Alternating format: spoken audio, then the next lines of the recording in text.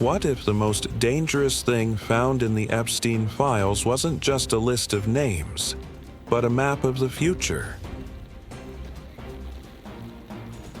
For years, we've been told that the 2020 pandemic was a black swan event, unpredictable, sudden, and chaotic. But as thousands of pages of emails from the Epstein Associates network finally see the light, a different story is emerging. We're seeing a world where the ultra-elite, the same people frequenting private islands, were obsessed with global catastrophic risks and pandemic simulations long before the rest of us knew what a mask was. Today, we're looking at the paper trail. We're not talking about myths. We're talking about correspondence. Was the pandemic a simulation that went live? Or did these people just have a front row seat to the collapse of the world as we know it? The Epstein documents aren't just about crimes. They are a window into an exclusive intelligence network.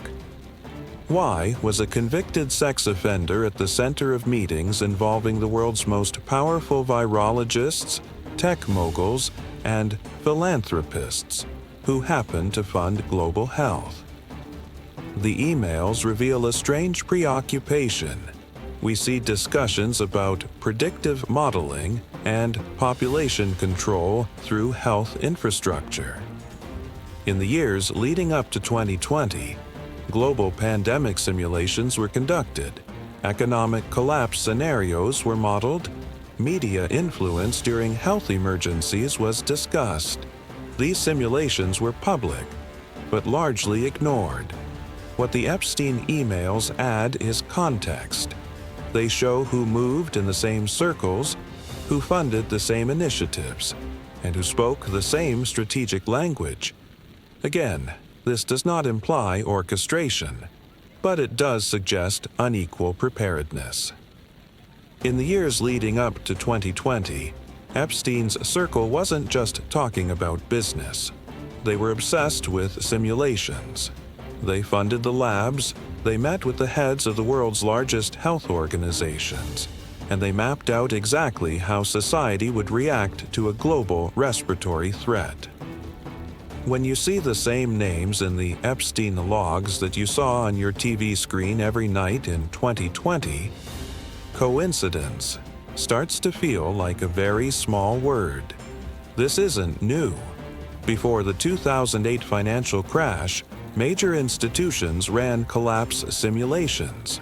Before wars, governments conduct war games.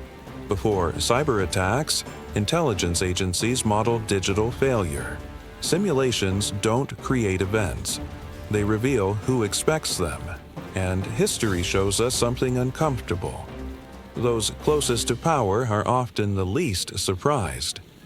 Let's look at the simulation theory. Critics say it's a conspiracy, but the documents show that Event 201, the famous high-level pandemic exercise, wasn't an isolated event. It was the culmination of a decade of wargaming the public.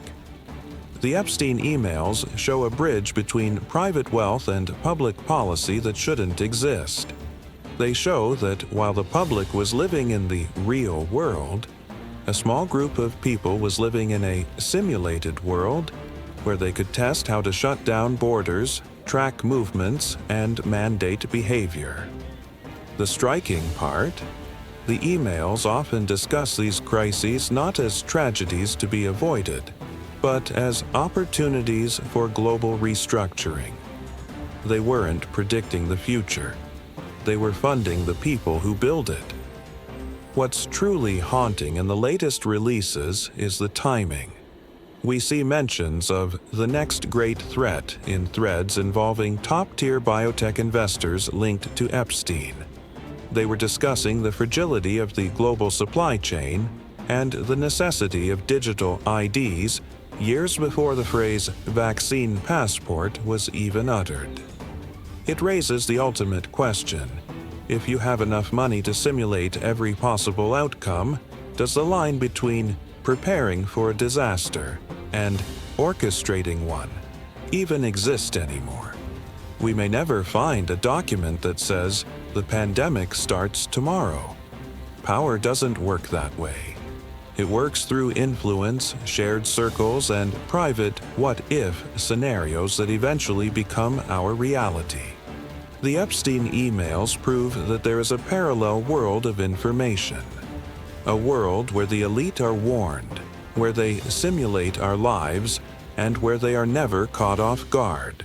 The question isn't just, was it a simulation? The question is, who was the simulation for? Because while they were prepared, the rest of us were just the data points. There's no evidence that COVID-19 was a simulation. But the Epstein emails remind us of something equally important.